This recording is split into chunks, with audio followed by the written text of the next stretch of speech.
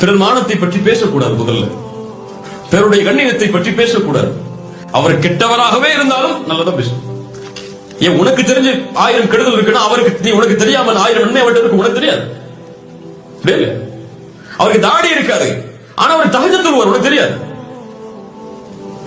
அந்த பொண்ணு நிக்கா போட்டிருக்க மாட்டா, ஆனா எந்த ஒரு ஆண்டையும் பேசாம பேஸ்புக்ல இருப்பா, அது உனக்கு தெரியாது. நிக்கா போட்டிருக்க பெண் பல பேர் அதை செய்யறாங்க. தாடி வச்சிருக்க பல பேருக்கு தஹஜ்ஜுத் இல்ல. உனக்கு இல்லாத நன்மை அவரிடத்தில் இருக்கும், நீ அதை பத்தி நினைக்காத.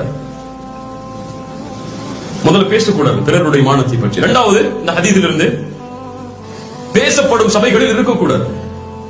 பேசப்படும் சபைகளில் இருக்கக்கூடாது. அப்படி இருந்தால் சும்மா இருக்கக்கூடாது. மூணாவது சட்டம் ரத்த, திருப்பிடணும். வேணாம், ஸ்டாப் பண்ணி, இதுக்கு மேல இதை பத்தி பேசாத.